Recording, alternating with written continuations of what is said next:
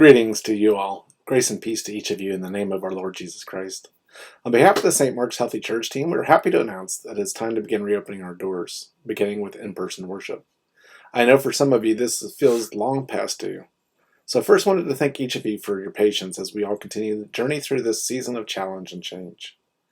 And change is a key reason I'm making this video. I wanted to take a few minutes to give you a heads up and a better understanding of what the requirements and restrictions that we are still under, and what to expect before and during worship. And here are the main ideas I'm going to cover in this video: the timeline of our return, the limitations that we're going to have in worship and gatherings, the requirements for those that are wanting to attend, and then what to expect. And so the timeline is we are actually planning to begin to return to in-person worship this coming Sunday, which is Easter Sunday. So we're going to be holding two services. The first one's going to be an outdoor sunrise service beginning at 6:30 a.m. Right now the weather's showing it's looking pretty good. It's probably going to be chilly in the morning, so please make sure you dress appropriately. If for some reason we look at the forecast and the weather turns, we'll make sure we communicate any changes to the service. Then a little bit later after the sunrise service, so we're not going to have a breakfast after the sunrise, but a little bit later we're going to have our first actual in-person worship in the sanctuary beginning at 10 a.m. And I want to repeat that. It's going to be at 10 a.m. The Healthy Church team, one of the things we kind of considered, looking at what makes the most sense as we return into in-person worship, looking at the ministry of our church and figuring out what's kind of the best approach.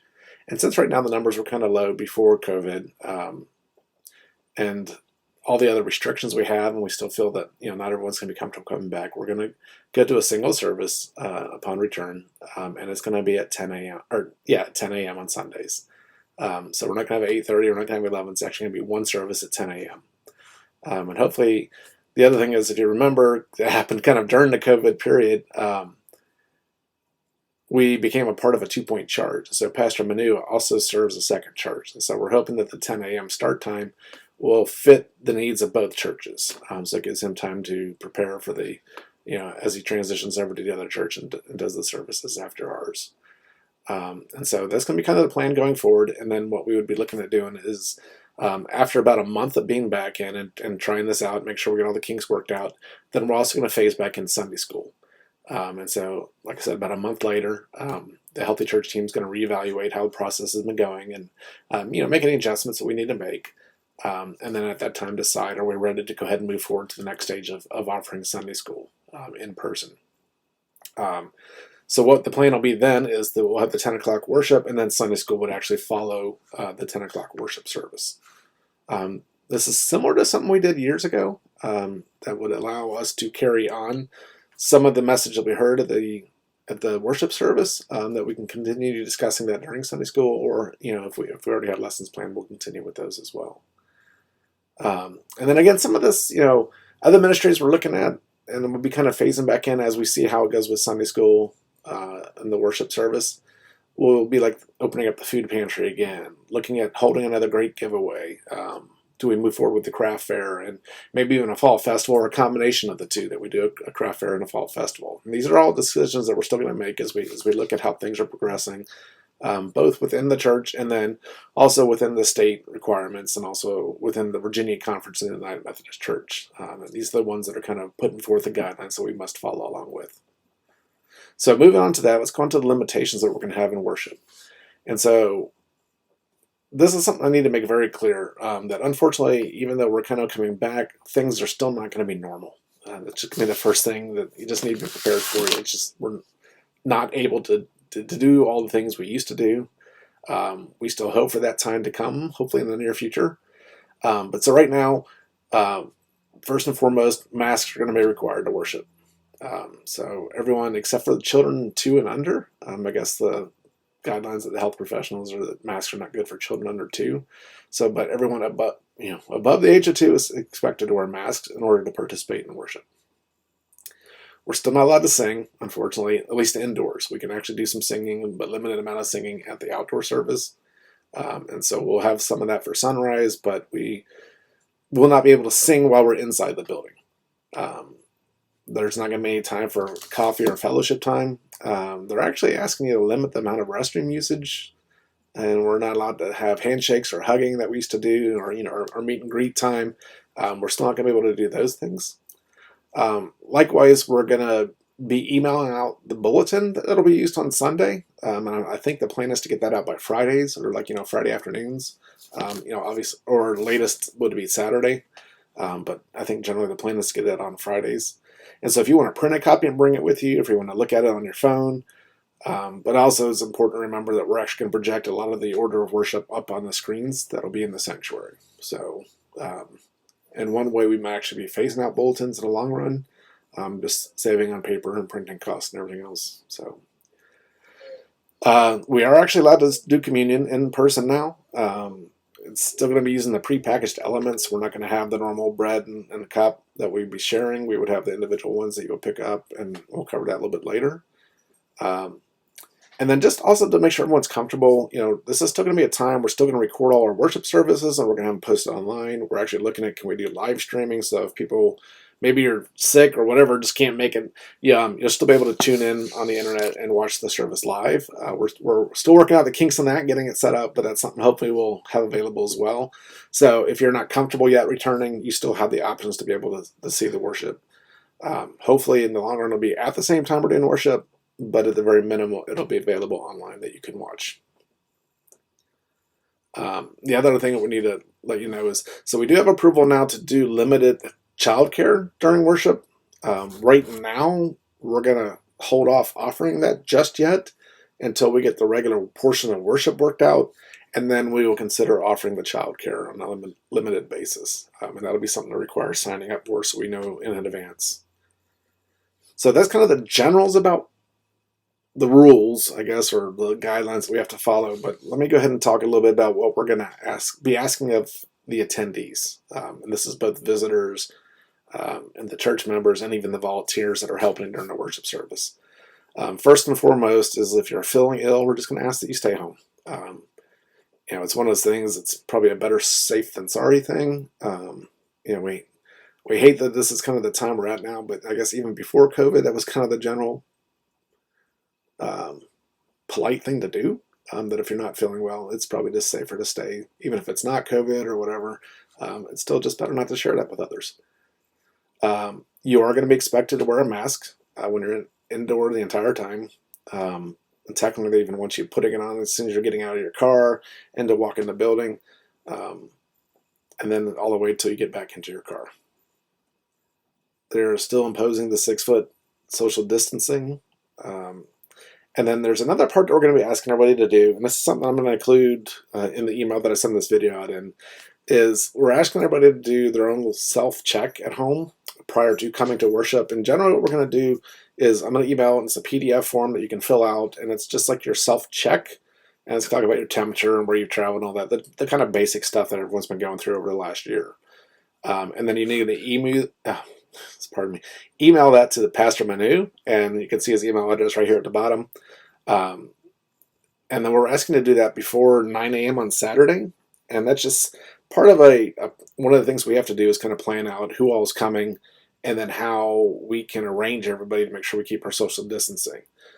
This form, it's not meant to get into your business or anything. It's really what they're called contact tracing, and it just said that we have a list of people that were attending that day, and so if for some reason we get input that someone from that service got sick, we know who was there at the church that day.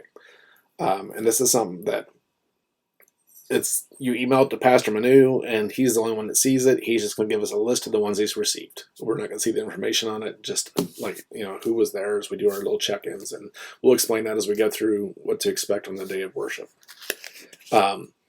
And so we'd like to have that turned in by Saturday, emailed to him by 9 a.m. on Saturdays, the day before worship. And unfortunately, this is something we got to do every week, or every time we're gathering for worship.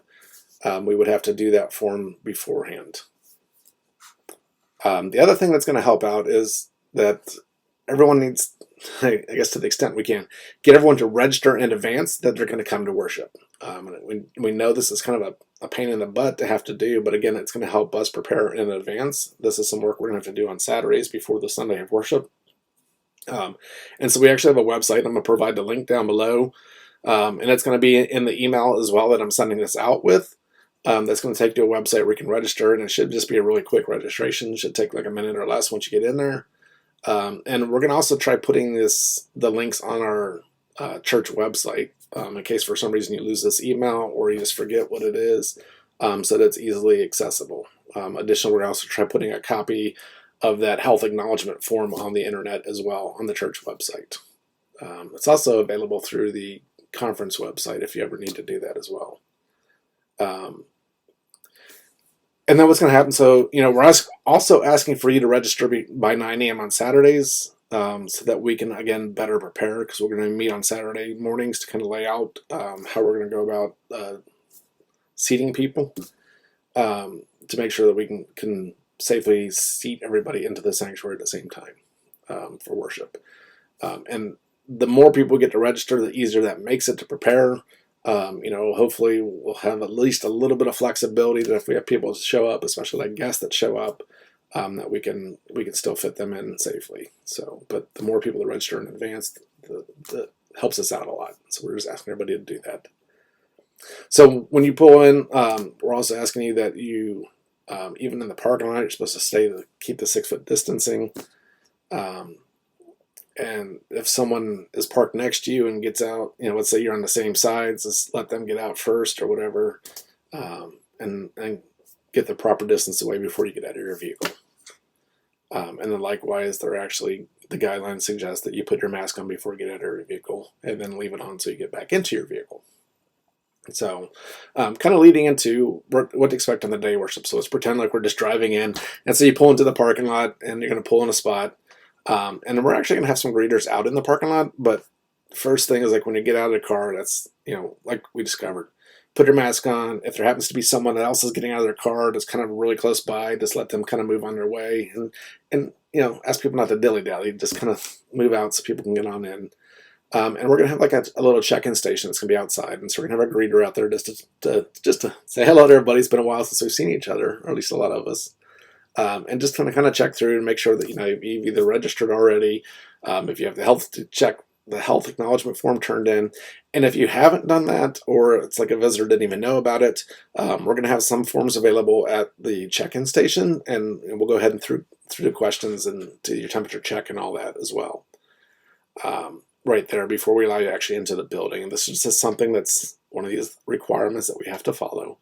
And that's, as one of my biggest concerns have been throughout this whole process, is we don't want this to be something that causes friction or hurt feelings with people. And so we're trying to make sure we get this information out as far in advance as we can so people know what to expect. So hopefully you just understand this is a way of just keeping everybody safe so that, people feel comfortable, not just being in worship, but just that we're taking care of health as well. And so once you then have passed the greeting station, you'll come into the sanctuary and you should be greeted by an usher. Now, let me interject right here. So one of the other things that we have a kind of a limitation on is they really want you to limit bathroom usage. I know sometimes you just got to go. And so just because of how we need to put people into the sanctuary, if you haven't gone before you showed up to church and you kind of might need to go, just ask that you go before you go into the sanctuary, and that would just make things a lot easier. And so that once you get there, the usher is going to greet you at the door, and it should, well, since it's Easter Sunday, but it happens to also be the first Sunday, we're going to be having communion this week. And so there's going to be on the table a place where you can pick up the prepackaged communion sets. And there's also going to be a plate there, so if you want to make a place your offering in there, you can either do it before worship or you can do it on the way out. That will have a plate at the back. We're not going to do the standard usher coming down the aisles thing during the worship service. It'll just be available at the back. And so you'll be able to pick up, your communion package and take to your seat with you until we actually have the communion service. And then what's going to happen is then the ushers will kind of guide you to where to sit. And we're going to start kind of seating people at the front first. And that way, as we bring more people in, they're not having to cross paths with everybody. So just kind of an understanding that's how we'll be seating people.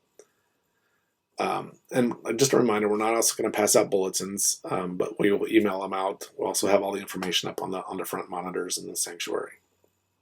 So, and I mentioned earlier that we're not allowed to sing in the worship the building during worship yet.